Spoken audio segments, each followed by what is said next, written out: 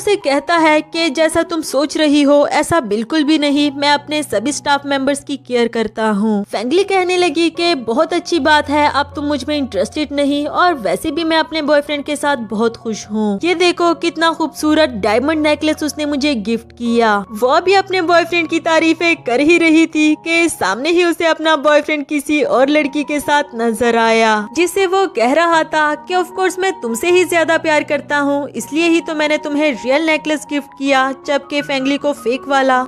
ये सुनकर तो फेंगली को बहुत ज्यादा गुस्सा आया। वो उसके पास जाकर उसका दिया हुआ नेकलेस उसके मुंह पर मार देती है, जबकि यान तो दूर ही खड़ा ये सब कुछ मजे मजे से देख रहा था। आखिर क्यों ना देखे, ये तो उसके लिए सेलिब्रेट करने वाला मोमेंट था। हाँ, सेलिब्रेशन से मुझे याद आया कि जीतना किसे नहीं पसंद और हर जीत के बाद सेलिब्रेट करना तो बनता ही है, पर अब सेलिब्रेशन के लिए किसी ओकेजन की जरूरत नहीं, क्योंकि प्लेयर स्पोर्ट पे लाखों की विनिंग करके हर मोमेंट बनता है सेलिब्रेशन वाला मोमेंट। अब आप प्लेयर स्पोर्ट पे 15 से भी ज्यादा गेम्स खेल सकते हो, जैसे कि ludo, speed ludo, snacks, rummy, poker, Ant-Man वगैरह वगैरह। यार मतलब सोचो कि लूडो और स्पीड लूडो को खेलकर लाखों के इनामात जीते जा सकते हैं। अब ये हुई ना असल सेलिब्रेशन वाली बात। अब आपके मन में सवाल होगा कि आखिर प्लेयर स्पोर्ट ही क्यों? तो वो इसलिए कि आप यहाँ पर लूडो जैसे आसान गेमें खेल सकते हो। ये ऐप बहुत ज्यादा सिक्योर है, इसके 10 मिलियन से ज्यादा यूजर्स है और सबसे अच्छी बात कि ये आपको बहुत इजी विड्रॉल प्रोवाइड करता है। एक और मजे की बात बताऊं, अगर आप लोग मेरे ही दिए हुए लिंक से इस ऐप को डाउनलोड करके मेरा रेफरल कोड PLEASE200 इस्तेमाल करते हो तो आपको 200 रुपए का साइन अप बोनस भी मिल सकता है। तो सोच क्या रहे हो, फौरन से जाकर इस ऐप को डाउनलोड करो और विनिंग शुरू कर दो, क्योंकि प्लेयर स्पोर्ट पर विनिंग के बाद सेलिब्रेशन का ज्यादा मजा आएगा।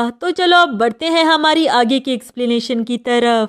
वो माफिया तो बहुत मांगता है, लेकिन इसके बावजूद भी फेंगली ने उसे ब्रेकअप कर लिया। साथ ही वो यान को इशारा करके अपने पास आने के लिए कहती है। वो बेचारा तो हैरान ही हो गया कि भला मेरा क्या काम। उसके आते साथ ही फेंगली ने उसे किस कर दिया। बेचारे यान को तो इस बारे में जरा भी अंदाजा नहीं था। फिर उस लड़के से कहने लगी कि ये मेरा एक्स बॉयफ्रेंड है, तुमसे ज्यादा हैंडसम और तुमसे ज्यादा रिच। हम दोनों ने दोबारा से पैचअप कर लिया है और अब खबरदार दोबारा मेरे पीछे आए तो। अब इससे पहले कि वो लड़का फेंगली के पास आकर उस पर अपना गुस्सा उतारता, यहाँ यान बीच में आकर उसे रोक देता है। नेक्स्ट सीन में यान उसे छोड़ने के लिए उसके घर तक आता है, जहाँ फेंगली ने उसे सॉरी की कि मैंने तुम्हें किस कर दी, वो भी किसी और की वजह से। उसको सैड देखकर यान कहता है कि अगर तुम रोना चाहती हो तो रो लो, जबकि वो बोली कि तुम पागल वागल तो नहीं हो गए, मैं भला उस चीटर इंसान के लिए क्यों रोने लगी, इतने भी कोई फजूल के आंसू नहीं है मेरे। जबकि यान जानता तो था कि वो मेरे सामने ब्रेव बनने की कोशिश कर रही है। अगली सुबह जब वो ऑफिस नहीं आई होती तो यान को लगा कि यकीनन वो सैड होगी। तभी फेंगली उसके पास डॉक्यूमेंट साइन करवाने के लिए आते हुए कहती है कि मैं जरा लेट हो गई हूँ, इसलिए मुझे माफ कर देना। असल में मैं कल रात को मूवी देखने के लिए गई थी, इसलिए सुबह उठने में मुझे देर हो गई। यान उसे बहुत हैरानी के साथ पूछता है कि तुम वाकई ही सैड नहीं हो